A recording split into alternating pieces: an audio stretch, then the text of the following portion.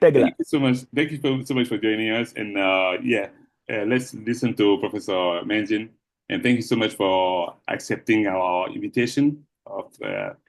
Thank you for joining us to be part of this project. We launched it a couple of months ago. I mean, almost a year now, and with some folks, New York-based and Parisian scholars. Mhm. Uh, yeah, there we go. Thanks. Hello, y'all. Thank you for joining us today. Um, I'm going to talk a little bit about Senegalese popular music, and the main object of this presentation is to focus on how Senegal and Senegalese have long been cosmopolitanism. Now, now you got me playing with the word. Have long been cosmopolitan. Um, it's based on this idea I call rooted openness, right? It's basically we have this idea of cosmopolitanism that's based in Western philosophy, going all the way back to the Greeks and the Stoics, and it's about originally it was about the cosmos and being politan, so being part of a city and then being aware of the wider spaces outside, being part of something that's very, very far away. So, what are our obligations to other people? What is it that um, enables us to exist in a world where there is no stranger, where we realize that we're all together? And that's kind of like at the heart of it. Now, in a different place, in a different time, different temporality, Senegal had its own form of cosmopolitanism. And it's based on this idea of rooted openness. It was based on this idea of teranga, and we'll get to that later on in the presentation. But what I want to focus on is explaining it through hip hop. And when I first encountered hip hop, like an underground sound of hip hop. So here you see on the left side of your screen, the group Black Mbolo, which means unity, right? And then on the right is a DJ and an MC at an underground hip hop party in the outskirts of Dakar called Chare. And if you notice, this is one of the first hip hop groups on the left, and you're using the word black. I'm like, why are you using the word black instead of nul or nègre? Because Wolof is a major language, or French is the official language. Why the word black? And it's because for these early hip hop pioneers, it was two things. It was a sign of universalism, but it's also a result of them growing up as the first generation who grew up in the independent Senegal, in a Senegal where negritude or blackness was the cultural philosophy. So let's move on. Okay. So here we are at an underground hip hop party. I was taken there from the car by this gentleman all the way on the right in the checkered shirt, Yusu. He was showing me a bit of teranga, which is hospitality, a concept of hospitality, which is also very, very rich and much, much more than just taking care of someone. Now I met up with his crew and we're walking down these sandy streets and oil lights are kind of glowing because there's a brownout and electricity will go out every few hours or so in this area, in this district. And then I would look at their clothing. I'm like, wow, they're wearing the same stuff that we wear in New York City. So actually, we're going back a couple of decades here to 2000. And it was a time of incredible political change. We're moving from the party of the first president, Senghor, and his successor to the new neoliberalism of Wad. So this is in the middle of the presidential elections. But anyway, I noticed that if you took a closer look at their clothes, instead of saying Adidas, it would say Adidas, Fuba instead of Fubu, for us, by us. So it's kind of like a knockoff on the New York hip hop style. But then I was surprised by some of the women that I saw there who were dressed in these long gowns. It's because they were also influenced by African American culture, but they were looking more towards the classic look of the 1960s with Lena Horne and that kind of style. And hip hop took a firm root in Senegal for several reasons, because the Senegalese have long been connected to the Afro diaspora. They had been introduced to jazz since 1917 when American troops first landed on coast of Senegal. And then even more so during World War II, when jazz music was the dance music in the world, and there was a strong contingent of Black American troops that were there. That coupled with the new technology of radio and Voices of America. And so there's just this long history of Senegalese reconfiguring Afrodiasporic music towards their own taste. So hip hop was an extension of this long process beginning at the early of the 20th century. So I go behind the DJ booth and I'm looking at their sound and I'm wondering, okay, what's going on here? And I see over here are cassette tapes and two cassette decks, and there's no turntables. So the sound of hip hop that they're producing is very different from what you get in New York City or San Francisco or the States, because in States we're using vinyl. And at that time in 2000, we're just transitioning to digital, but people are still using vinyl. And they were creating new beats at the moment by taking different pieces of the album and creating a long-standing different grooves and creating a new song at the moment. Whereas here at this party, which my friend said was su underground, um, they were playing tracks from the beginning to the end. Um, and it was mostly American hip hop, and then it was Senegalese hip hop. But then they also played sets of Cap Verdean pop, which they call Cabo Love, and then sets of Zouk, which was actually soukous or Congolese rumba rhythm. So even though it was underground hip hop party, they still played different musics from the Afro diaspora and also African popular musics. But the main music was hip hop music. Now, what did they do about not having the turntables? Well, the cat in the white would start actually playing like air turntables to imitate the sound of playing with turntables there. And then as we move on through the night, I hear this big roar from the crowd, huge roar from the crowd. And then walks YBMG Karankat. So YBMG means Wak Bak Menugestu Karankat, which means people of a higher learning. And the 44 stands for 1944, when the Senegalese troops were stationed there. And because they had been fighting in World War II and they were stationed there, but the French government wouldn't let them off the base. They were feeding them substandard food. They were paying them less money than they were promised. And the troops felt abused and trapped. So they took a hostage, one of the officers, and they negotiated a settlement for better food, better housing, and being able to go out and see their families. However, when they released the officer, the French command went in and slaughtered those troops. So it's also a place of violence, and they were honoring that history and also honoring the fight for social justice, right?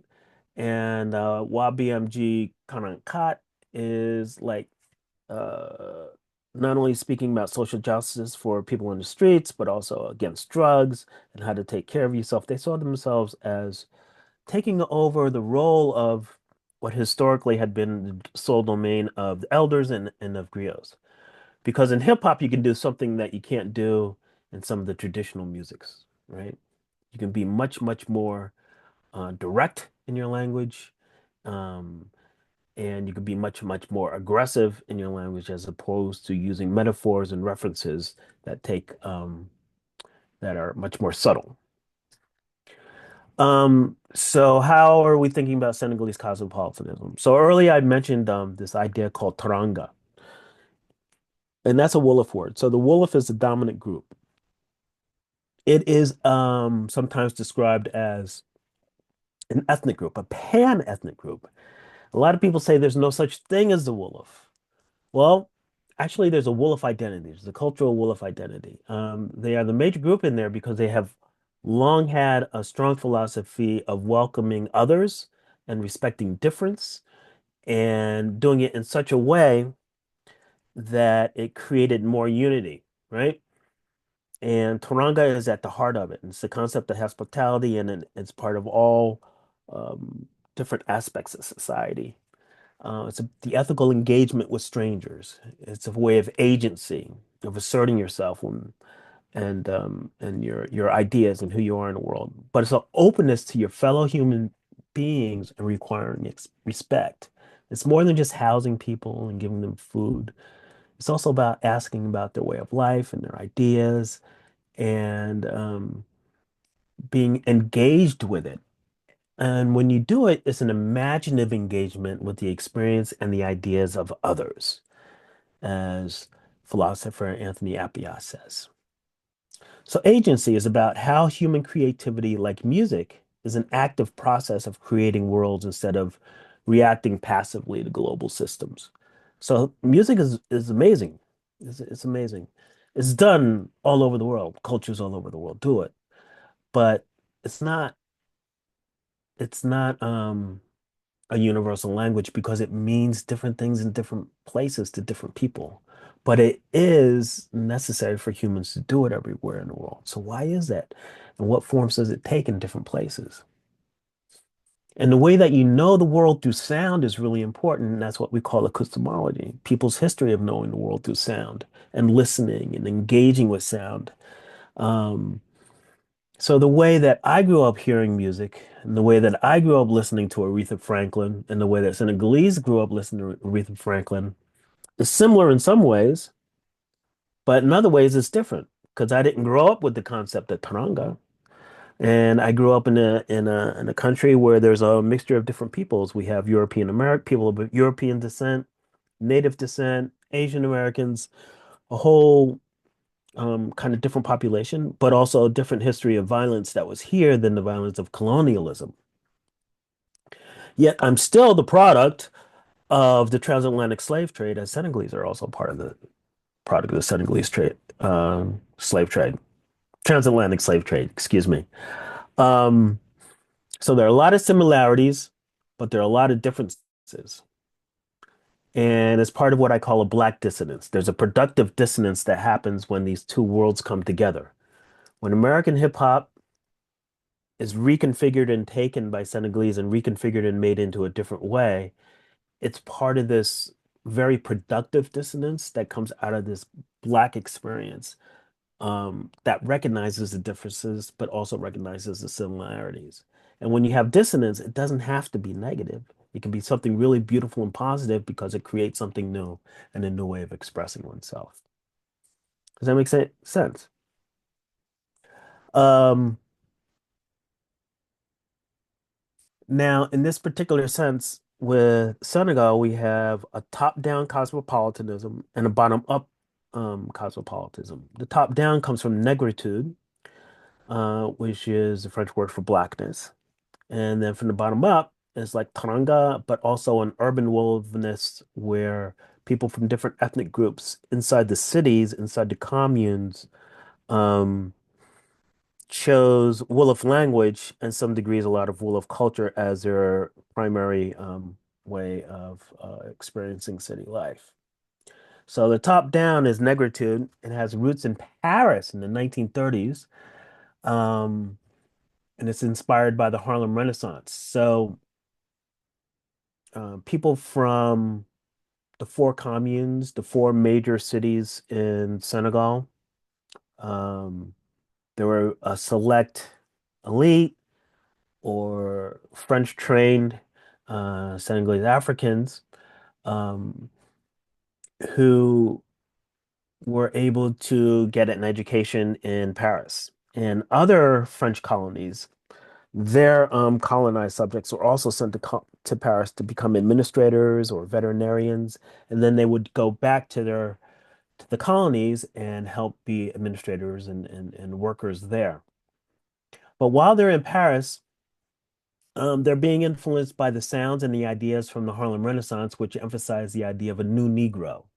So here in Harlem and in different places in New York City and other major cities, African Americans were working hard against the idea of the stereotypes or the way that African Americans were essentialized as lazy, as slow, as ignorant, and saying, no, we're very sophisticated, we have a different way of living, and we're very modern, and we are the new Negro. And that was the Harlem Renaissance, and the sound of that was jazz. And so in Paris, the Nardal sisters, who are from Martinique, the French Antilles, and they would host salons and they would become engaged with the poetry and the music from the Afrodiaspora. And from that grew a student movement based on Blackness. And one of the founders of it was Leopold Senghor, Aimé Césaire, and others. And they promoted a positive way of looking at Blackness. They called negritude, and it was based on two principles: openness and rootedness, renseignement and ouverture. And based on that, just to make a long story short, when people returned to their native countries, Senghor became the president. And when he became president in 1960, it's like, okay, how are we going to create a cultural policy? What's our identity? Right? We're no longer Walla Walla or Futa Toro and these different places. We're a nation. What is this nation? And how are we going to identify ourselves? And he chose negritude as the cultural policy. So an idea that was crafted in Paris and that was influenced by the Afro diaspora becomes the cultural policy of an entire nation in Africa. And for Senghor, the idea was to assimilate but not be assimilated. So to remain African and to your African heritage and your roots, and that there are very positive things that we contribute to the world. Although he did favor French and he did love jazz and he had deep respect for griots. Um, and he wanted French to be the universal language or universalism. However, people in the city decided on something else. They wanted to practice more of their Wolofness and use Wolofness as the common language. And that's because throughout this region, there were different empires and different kingdoms. And at one point, there was a Wolof empire that came out of the Mali Empire when the Mali Empire fell in the 1300s. There was a Wolof Empire, and then that Wolof Empire became different states around here. And along the coast, there was a strong Wolof contingent, and Wolof became the common language.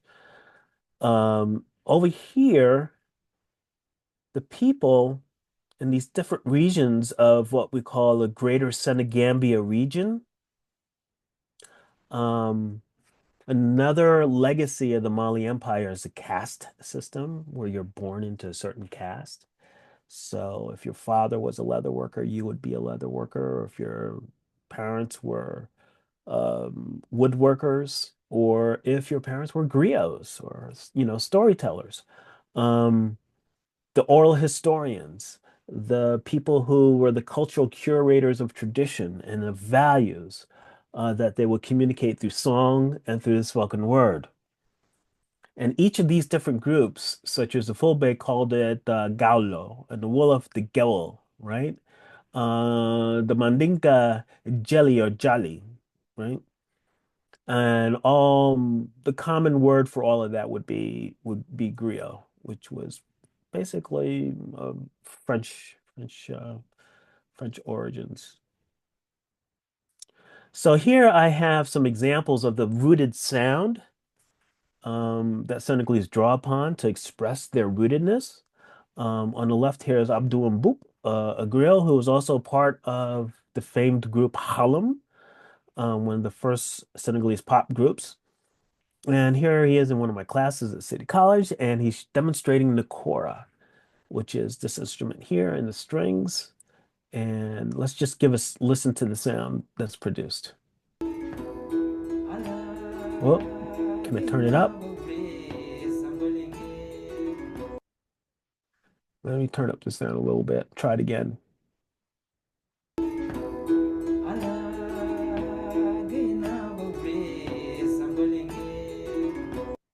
Okay, so that's one of the sounds that's part of the regional sound. And here we're going to listen to the balafon, which is also a sound historically. I want to talk to you about balafon. The balafon is made by wood. It's not metal, called kari. That's Susu people call kari, and Malinke people call genu. So we made this with wood, and then in the bottom we have the gourds, like calabash. It's fruits. It's come from fruit family, pumpkin family, and this is calabash make balafon louder, like amplification. But since we get this instrument, it was not technology like electricity in Africa at that time. We was use those to make sound vibration louder, like amplification. And you have bamboo frame. This is bamboo frame. We make those together and then make balafon. But it's really name called bala, B-A-L-A. So now, to stake this rubber tree, we made stake to play balafon for that. So I'm going to show you a little demonstration.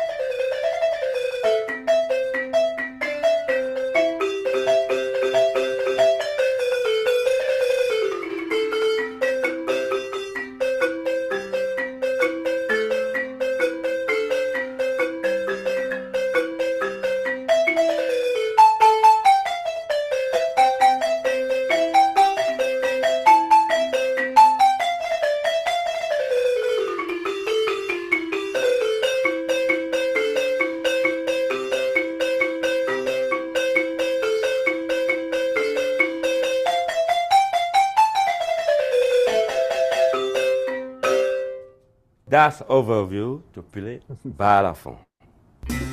So I want to let that play out. Sometimes we ethnomusicologists just play little snippets of something, and I like to play a little longer clips. Okay, so here we're going to listen to the tama drum, which is often referred to as a talking drum. Different groups have different styles of playing it, and you can find it throughout West Africa.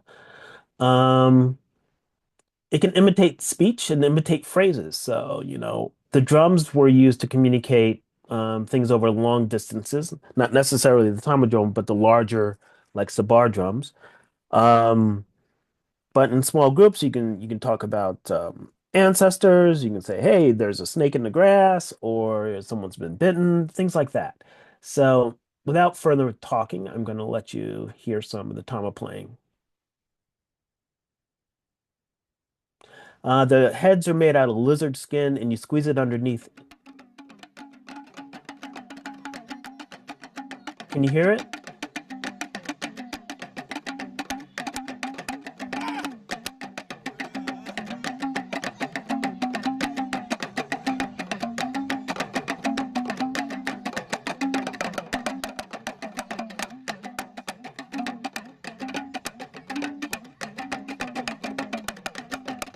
Let's skip a little bit ahead.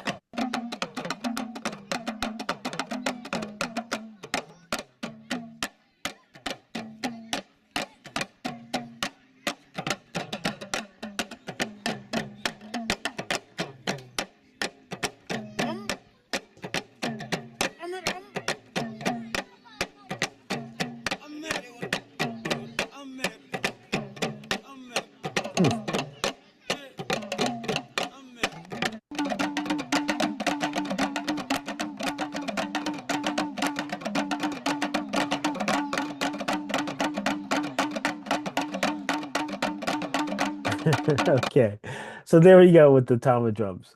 And here we have a vocalist. Unfortunately, I don't have a video clip of her. She's at it looks like one of the many ceremonies that you have before a wedding, and either singing praises of the bride, how good they are in the community, how well they express their teranga, how they've always taken care of the kids when they come in through the door, giving them water, things like that to that nature.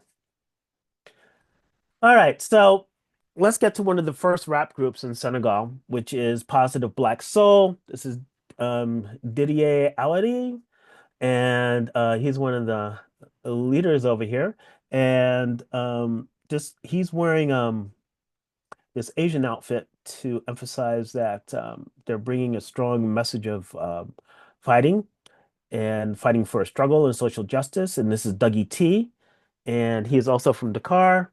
They were both in competing rap groups in the early days in the 80s, and then they decided to join forces and become a force for positivity and blackness. And they were the ones who were talking about blackness as a universal word. And then I realized that they were coming at it more as the generation who came up from living with the philosophy of negritude as part of their lives, because Senghor would bring in so many artists from the United States to perform. And hip hop, as we know it now, might be as old as dirt and is definitely rooted in the griot culture of West Africa, because people in the United States are descended from Africans and from West Africans. But the particular style of music that we call rap and hip hop is from New York City. New York City, yeah. So here we're going to listen to a cut from one of their earlier, like how they would sing in the earlier days when they were singing either in English or in French. And this was before people were able to actually understand much of what they were singing. Um, but they're taking the sounds from their childhood. A lot of people are educated in French in the city. You're going to hear a pull flute from the Fulani people, chorus singing and clapping, a bass drum solo. Then you hear a tama solo, like from the clip we had. We'll hear a call to prayer, the Adhan probably, a riff from the core and a riff from the balafon. And then that's going to be layered with sampled hip hop beats from the drums.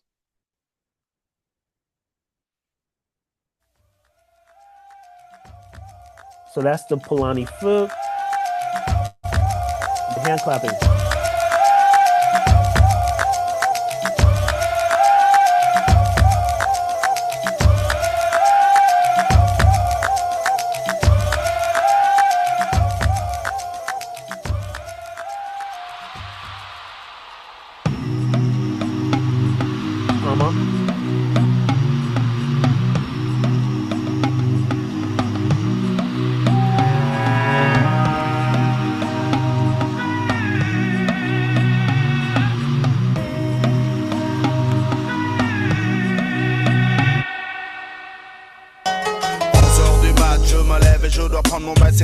Dans la maison que j'ai vu le journal du matin, c'est Cheikh Hamedou Khan qui présente un nouveau livre. Je me dis, je me dois de voir quel secret il nous livre. C'était l'aventure ambiguë, maintenant c'est les gardiens du temple. Je respecte beaucoup Cher, il est gardien du temps. Comme d'habitude, sa réflexion est dense. Que dis-je immense, l'on pense et se dépense en réflexions intenses. Il continue de cogiter sur l'identité culturelle.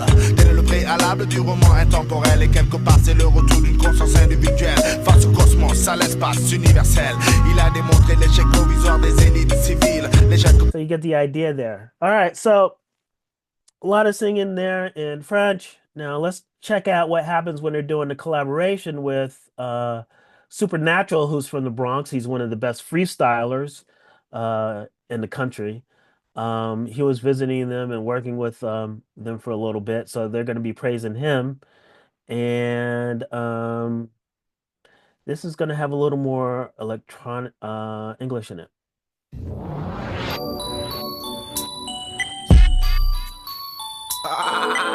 That's Dougie T.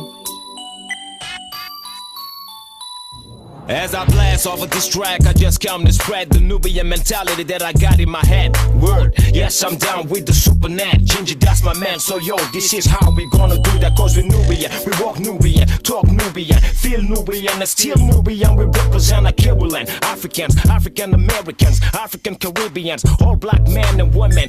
Okay, so they're doing a Pan-African kind of praise and boasting, but it's through the sound of a Nubian sound, the sound of being Nubian. Here in the States, when I was growing up, you go to the barber shop and there's a calendar of our Nubian kings and kingdoms and things like that that we take pride in.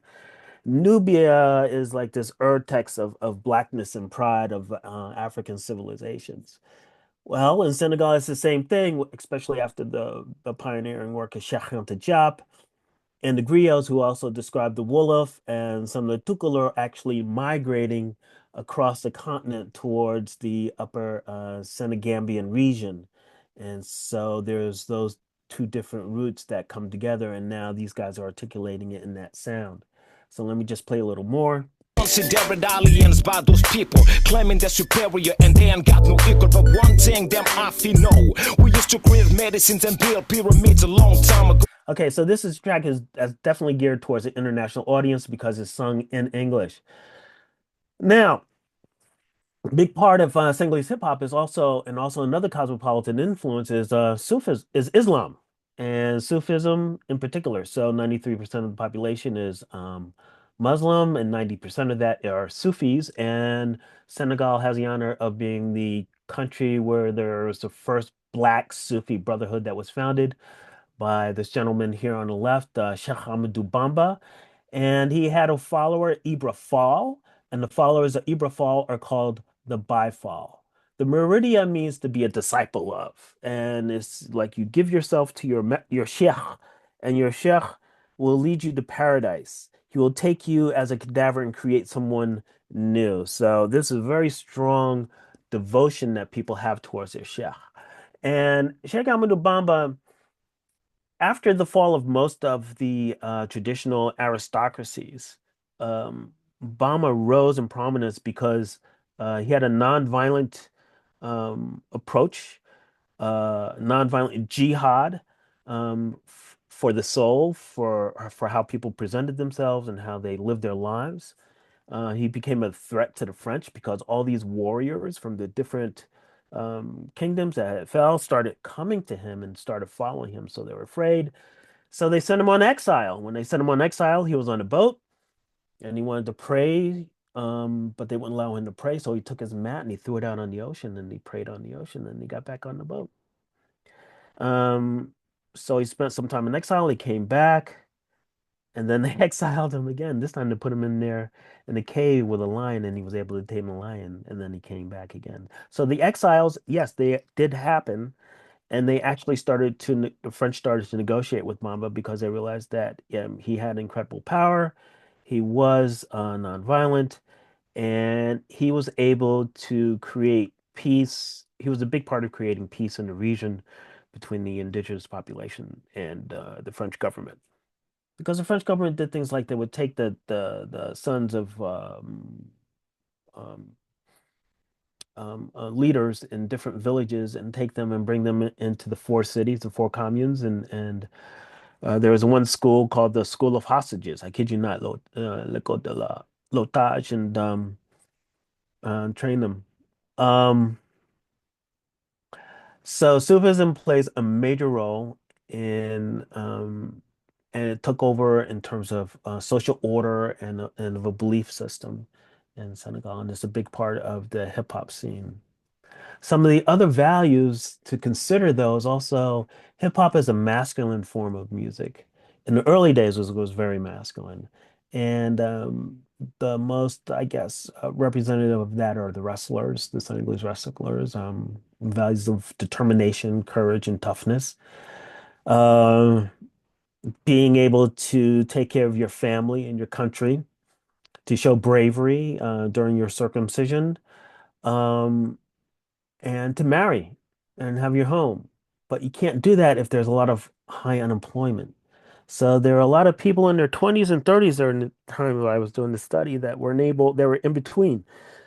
in betwixt and in between and not able to move to that ideal form of manhood, which drove a lot of people towards the forcefulness and the hardness of underground hip hop. And they began to question elder authority. And they increasingly turned towards the United States. So here is one wrestler called Tyson. And what he did was he started taking more of the marketing from US fighting, like that was created by Muhammad Ali and others, and created into much more of a spectacular event. And so nowadays you have two forms of wrestling. You have some of the more traditional older forms, and you have one form where they just grapple with each other and throw someone outside the ring. So the first time I went to a wrestling match, it was like my second day there, my second trip, second day. I'm sitting in the stadium, these guys with machine guns around me, and there's a big crowd, and they're really enthusiastic. Wrestlers come in, they're doing their dancing, and they're throwing lotions and potions and magical potions, and griots are singing praises to them. And I'm like, cool, all right. And then the wrestling match starts, and it was over like in a minute and a half. And I'm like, what happened? It was just like I've been here for 2 hours, and I only saw like a minute and a half of wrestling. I didn't realize that most of the production is happening before the match. Um, so anyway, then we get to the underground, right? So hip hop had been there for about a decade or so, and they're singing mostly love songs. And the underground rises up and they say, "Hey, we're coming up for the dead. We're taking the mic back."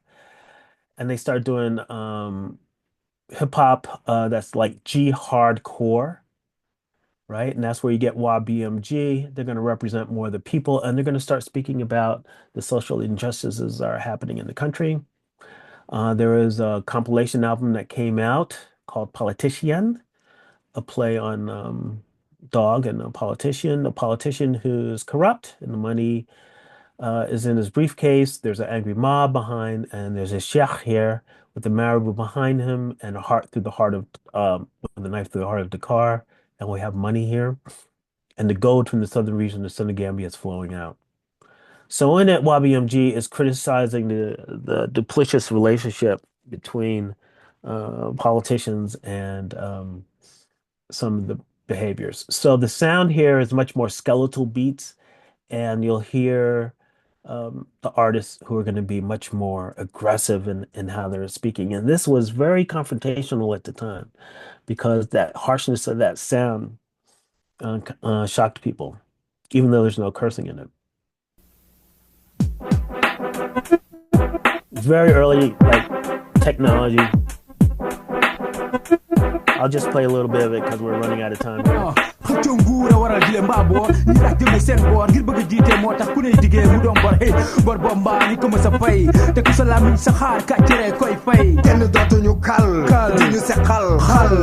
So a lot like the early hip hoppers in America, where you have one person starting off, then another person coming on, then another person of the crew coming on. They're kind of doing that same style. They're influenced by people like DMX. There's gunshots in the track too. And you'll hear different styles, so I'll just play some more.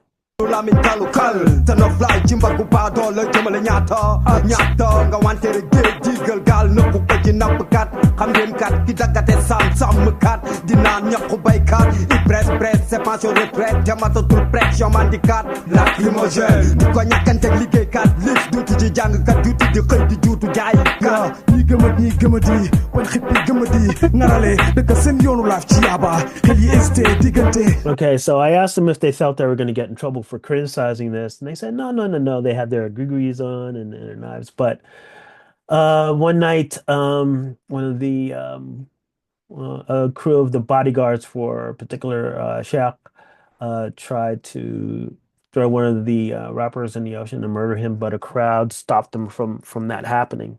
So that kind of direct criticism was seen as very was dangerous actually at the time. And here, I just want to show you that they use two styles of Wolof. One is street Wolof, and that's underlined here. But they get their hardness, although they're very modern, and it's an underground sound, by using deep Wolof to make their point. Mixed with that. Okay, And so this is a way of looking at Senegalese modernity. You have a bottom up and top down versions of cosmopolitanism, mixture of ideas of blackness, being Muslim, and being Wolof. Thank you very much. Oh, can't hear you. Are you muted? You're muted. Oh, I'm muted. I'm sorry. Yeah. Hey, thank you so much, man. And thank you to the team. And yeah, if you guys have any question, we ready? Audrey Kessler, Sinea. I can Hi. only I can only Hi. say thank you. Only say thank you for the presentation and for visiting all these places and the nature or philosophy of negritude. So I appreciate it. Thank you very much. And thank you. I really wanted to, go back to my mother country and learn, you Hmm. know. I just have a question, if I can ask, if I may Hmm. ask.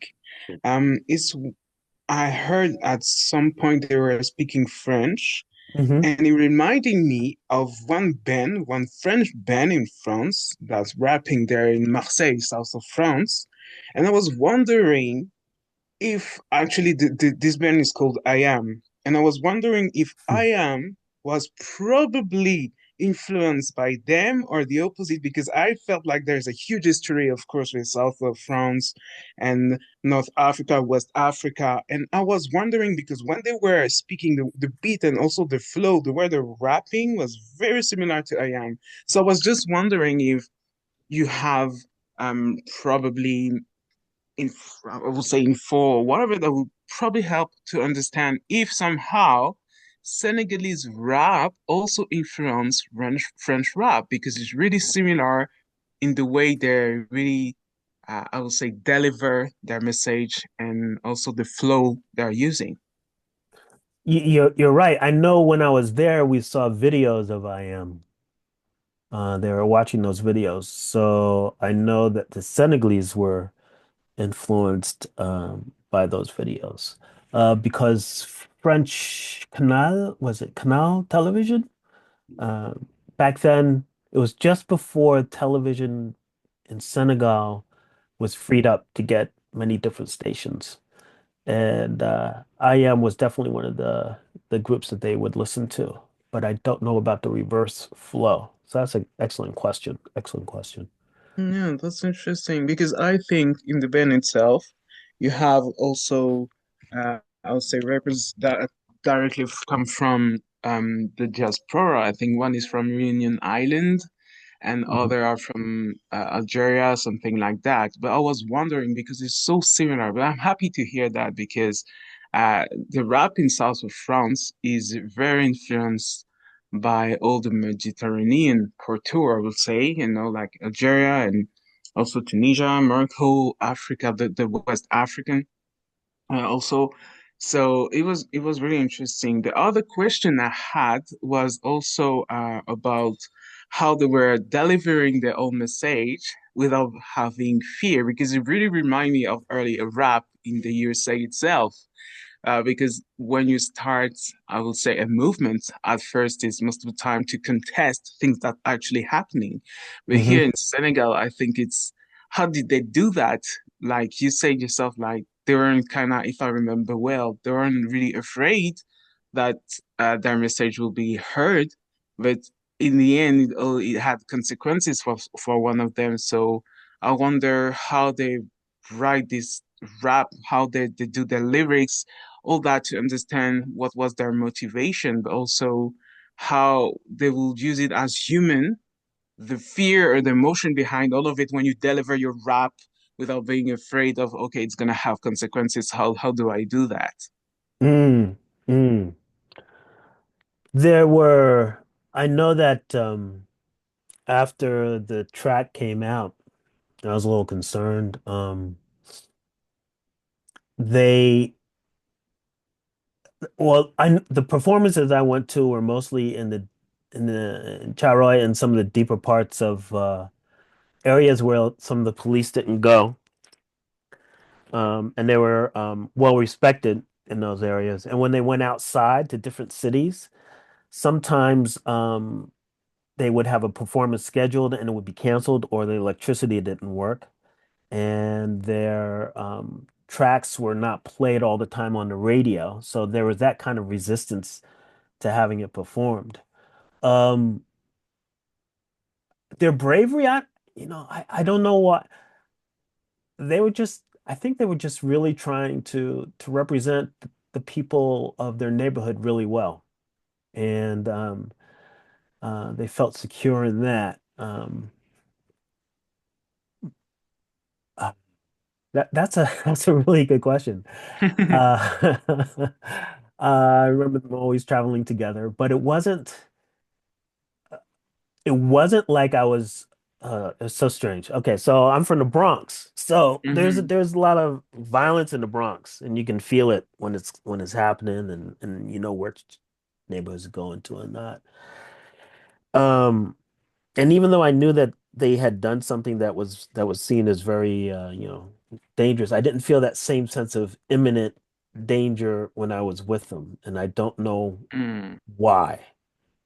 Um, I personally did go to the embassy and talk to other people, but I don't know if I have much of effect. But it, for example, Lyrical Chetto, his other name was the N-word, right? So people were saying, Mm. "Nah, nah, nah, nah," and then you walk down the street and you hear people calling him that, and it was amazing because it didn't have the same feeling as like here in the States.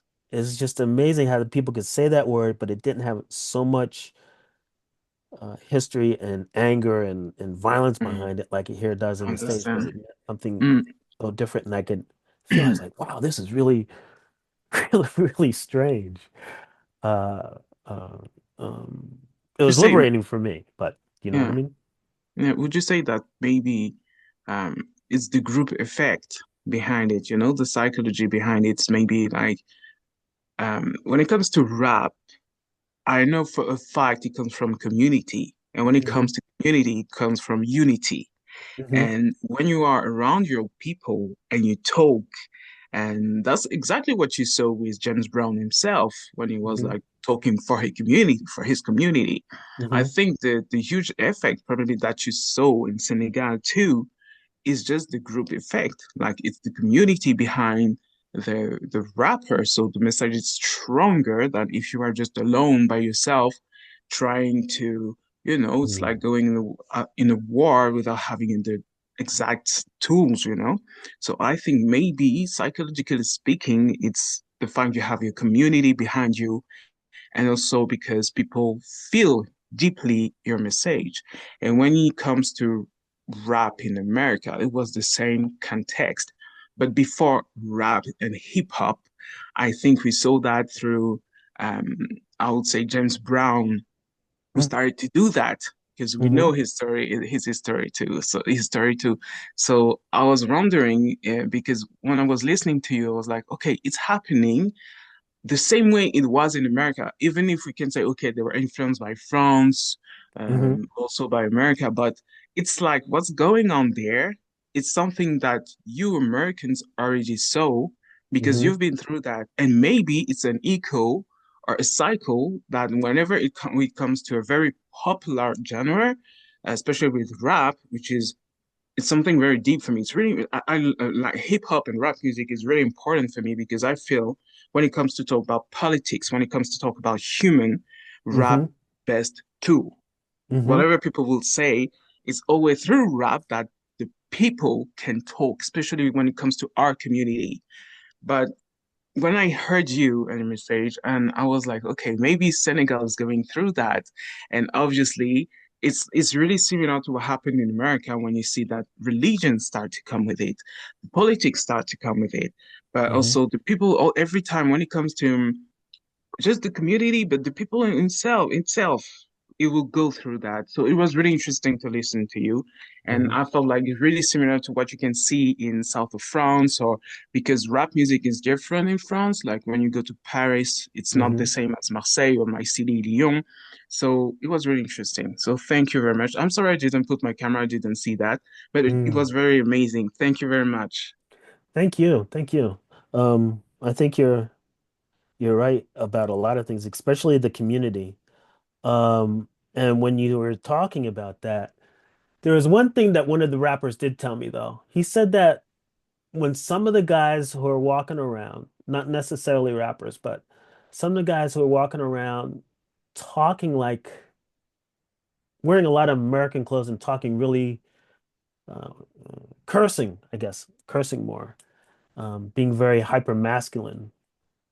Um, they saw that as being, I'm throwing a little wrench in there. They said that they're being too masculine, too American, too violent, too violent. Mm. But I feel that the community really did, yeah, the community came up for them and really respected them a lot. And I think that uh, I think what they were doing in combination with the griots were doing was very positive and enlightening. Yeah. Yeah, I agree. Thank you. Yeah. I didn't express that last part too well. I have to think about it a little bit, but I know the community is definitely protective of them, respective of them. And I'm glad you brought up James Brown. And also the early female blues singers in America. Yeah, Uh, yeah. they had a powerful voice too, and people really respected them. Because when it comes to rap, most of the time people just center the idea of rap in early ages, but it comes so far. Like you have jazz, you have the 30s when you already have female that were speaking very loud that Hmm. couldn't speak as much as they wanted. And then from this genre, you have so many others that came up after that. And that's how rap literally, like when you listen to the early MCs, they will tell you, oh, every time is because the community where they were gathering together, they were all together at some spot, and then they're starting to mix Hmm. music to work with the break of disco music, things like that. And that's how you understand, Hmm. yeah, that's how the message started to come because we are created. Whenever you see innovation, creativity, and when it comes to the community, that's how you're going to have the message to be delivered because it's come directly from the people themselves. So yeah. So thank you. I love hip hop and I'm always interested about it. So thank you. I'm sorry for everyone if I took too long, but thank you No, it's very much. great. Where are you calling from? I come from France. I'm calling from France. Ah, fantastic. So we have someone here, Narcis, I think.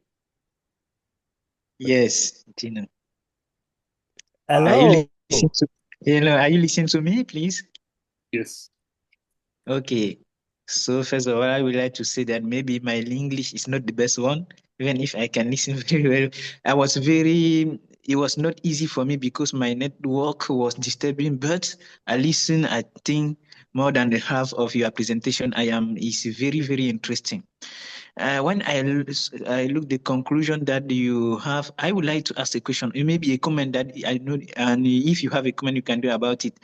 You said that there was cosmopolitan years ago, but when I listen some sound in French, and the last bit one that you put, who he was talking about Chigamidu Khan, the last one about a books because it was a books before he was singing about a books that I read. I have the impression that they are more in what I can maybe call Pan-Africanism or Afrocentrism. Do you think that we have is it a gap between that this conception and the cosmopolitanism, or there is what can you do about as comment as far as the sound, the music as what can I say, a kind of Pan-Africanism or Afrocentrism? I don't know. Thank you very much. It's just a comment. Maybe you will say that it's not the case, but I would like to listen to you about the topic. Thank you. You mean is the Be- how does black how does Pan-Africanism work with cosmopolitanism or Is it more Pan-Africanism than cosmopolitanism, or is more cosmopolitanism than Pan-Africanism? ah, Yeah. I think it's a form of cosmopolitanism. Yes.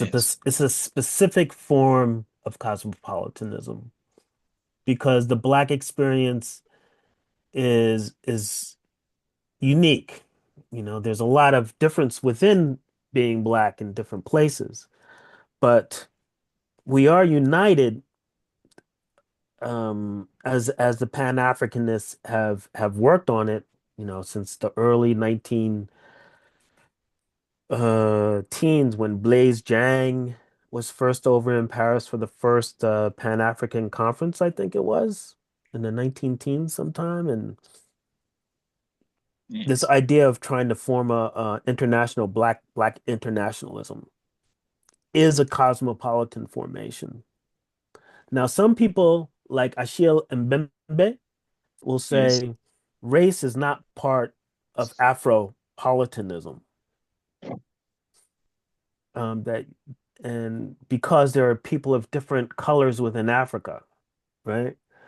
But I don't know if I can really subscribe to that because the Black experience is undeniable, and colonialism is undeniable. Slavery is undeniable.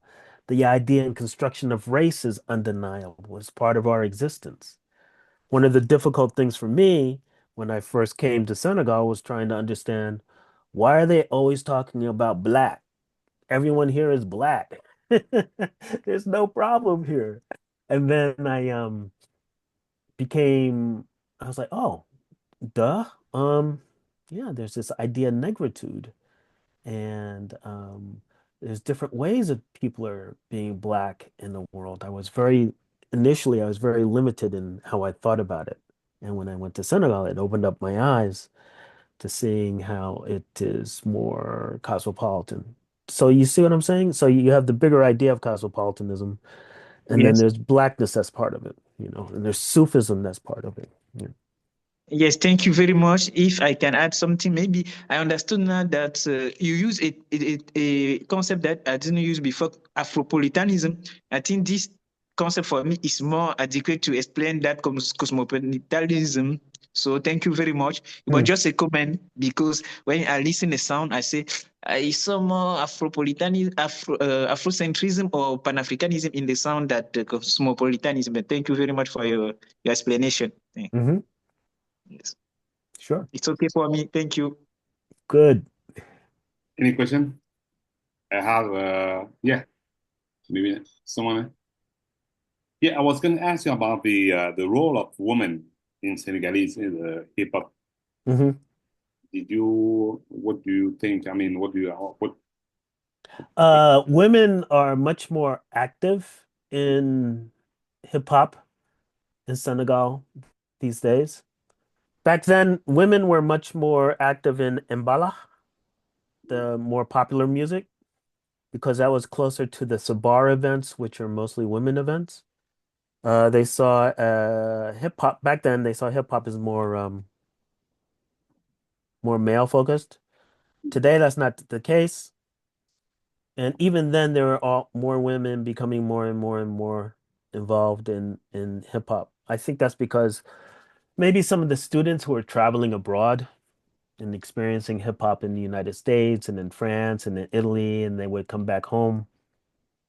Also because there are artists like Tony Blackman from the United States who went to Senegal and did a lot of cipher groups with women and encouraged them to become more uh, prolific in Senegal. So a cipher group is 360 degrees of energy when you're around in a circle and you're freestyling, you're improvising your lyrics.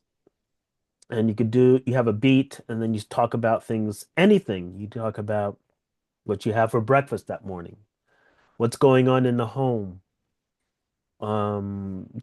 just different things. And she would focus a lot on some women communities and giving them a voice. So women in hip hop have exploded a lot in Senegal, but I think it's still seen mostly as a male domain. I could be wrong, but it seems that way. And how about the songs. I mean, do they incorporate? I mean, like traditional song into their music? I mean, like Oh yeah. Oh yeah. Oh yeah. Oh what's yeah. the meaning? Is it like a mnemonic? I mean, mnemonic reconstruction. I'm sorry, I don't know what's happening today. It's like they're trying to reconstruct a memory in a way, or I mean, they're trying to build like a new identity, or what does it mean for them to the fact that using like incorporating traditional music into their music? What does that mean for them? I'm trying to think of the woman artist who just won a major award at one of the festivals there. Mhm. Um, hip hop is kind of problematic because everyone wants to support it. The telephone companies, all these companies, the NGOs, because they see it as the hip, cool thing, right? Mhm. And more of the underground cipher groups, their voices don't get heard as much. Um, I, that's a really good question, and I have to say,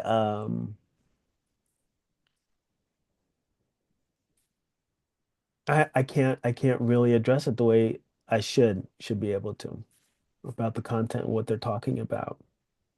I know some of the artists, but that's something really important to look into. Um, I won't try and gloss over. I know that when I was there, there were a couple of female hip hop groups, but they didn't write their own lyrics, so they weren't seen as very authentic. And now we do have women who are writing their own lyrics, and they're taking much stronger position, and they're asserting. I know that they're asserting um, their right to be on the stage and to perform, and I know that they're treated well. But I have to look more specifically and hang out with them and find out what's going on behind the scenes, and I haven't had the opportunity to do that yet. Any question? Thank you so much, Tim. Hmm. Any question? Sinaya, Tisler, Audrey, Cédric? I don't know. Maybe our lady hip hop Yeah. friend from France might have an answer. Uh, really, thank you. Amazing. Yeah, Audrey, you were going to say something. You were going to say something. Oh, it was just really interesting because when it comes to talk about women in rap, it's always very, I would say, very touchy because it doesn't come the same area as men. So it's always hard to really it's never black or white. It's there's a lot of more nuance when it comes to women in rap and hip hop itself. So I was really interested in listening to see if it will be very different from what we can see in America itself too when it comes to rap and when it comes to women in rap and Hmm. in France. So I see it's the same. Like it's really, I really wonder if it's the genre that is like that because it's really look the same every time I see rap if like evolving somewhere. It's the same cycle, so it's always interesting to have this point of view. But I really feel when it comes to women in rap, it's very touchy. I can't see Senegalese women doing anything like what Cardi B did with WAP or Nicki Minaj and what they're doing. I know there's a lot of sensuality and things that happen in Botai and stuff like that in the Sarvar events, but I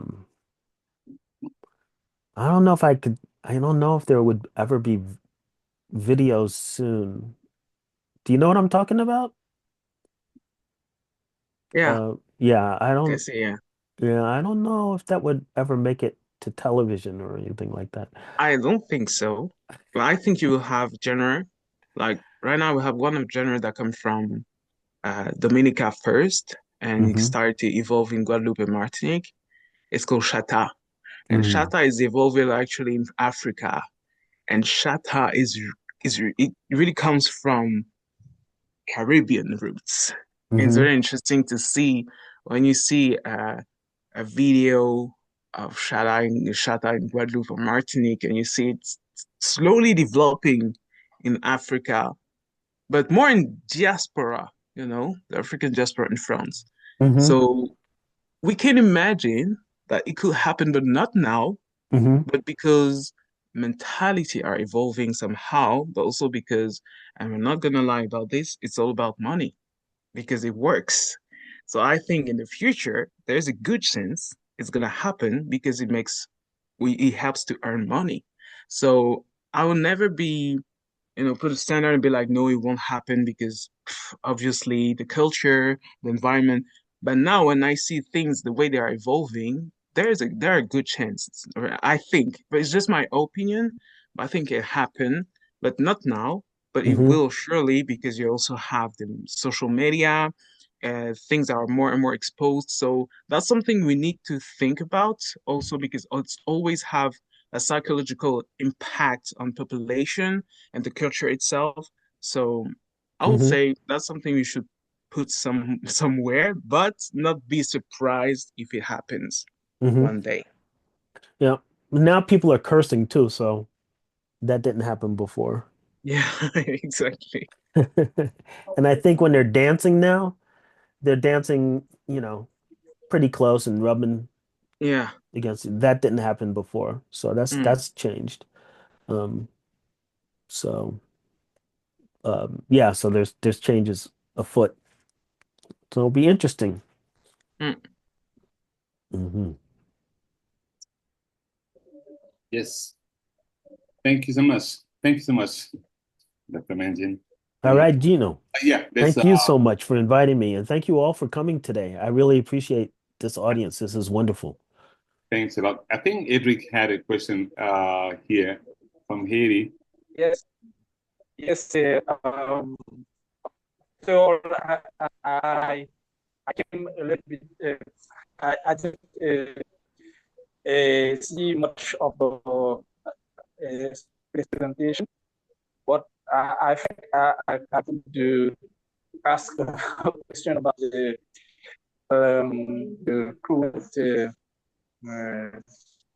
state of the the hip hop culture in Senegal. I will, uh, I don't know if you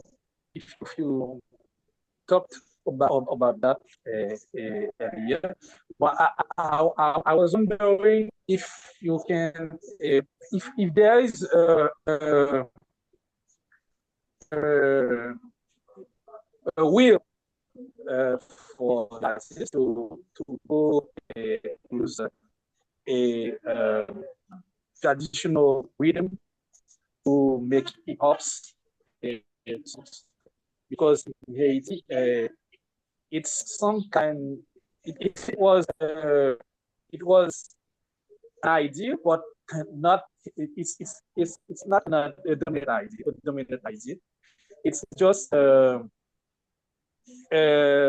sometimes sometimes band are using I'm using it to make the song for the carnival the period yeah back in the days. But I was wondering if it's the case, if there is a real driving force in this behind this idea to make Senegalese hip hop featuring a traditional rhythm. You wonder if there's a traditional rhythm that Senegalese can use in their hip hop? No, if there's an idea to use Senegalese traditional rhythm in Senegal to make a upbeats, hip songs, etc. Do they use Senegalese rhythms to make beats? Yes, Ah, if there is there is an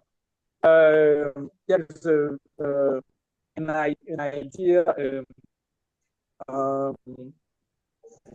well, um, You know, for the thing that is, if there is a if there is a motion, a movement, can that describe with this idea okay. in Mexico? 1 second. I I uh, I sorry, my phone was going off and it was it was really, really irritating Okay, me. okay, it's okay, it's okay. Um, so so historically there's a lot of indigenous rhythms, tasu and mbetiku and things that are indigenous to Senegal where there's a beat, drummers or kora and people speaking over it. And they call it like the original form of hip hop. And it's centuries old. There are bands in Senegal who are using live musicians while you have rappers on top of them. I couldn't hear most of your question because the connection wasn't that strong. So Okay, you were coming in and out. Um, but there is there are bands who do use um, indigenous rhythms, but not as much as they do in mbalax. They haven't been able to integrate it inside the genre yet, the way that people who do mbalax have been able to okay, integrate it. It's still like layering and then someone doing something on top of it. It's not okay, mixed the way it should be mixed together. Hasn't had time to really, no one's really dug deeper into doing it. There's some European producers who are trying to do that, which is kind of interesting. Um, you have yeah, Europeans, people of European descent who are trying to mix these things together electronically. okay, okay. Yeah. It's pretty much the same in Haiti, um, but for example, right now, there are some hip hop creole, You can you're still getting muddy, then I can hear some people coming in behind you. Um yes, yes, yes. I'm trying to avoid the noise. Uh, there is we are the football match right now.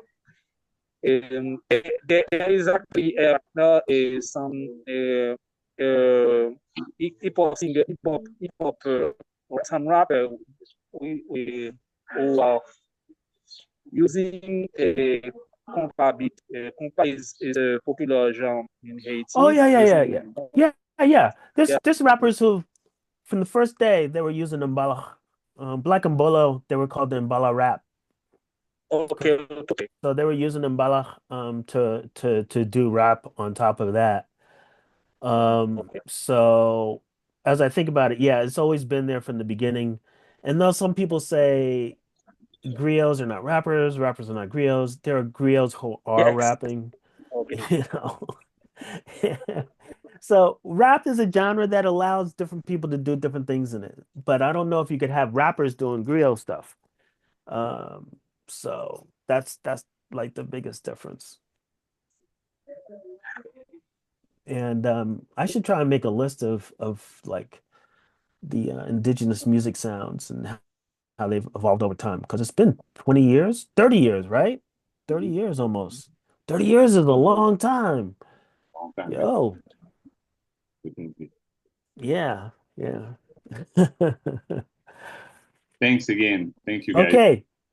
And yeah, our next talk is scheduled for May 31st at 3 p.m. With JC Diaz from Cuba. She's from Cuba, but she's based in Miami.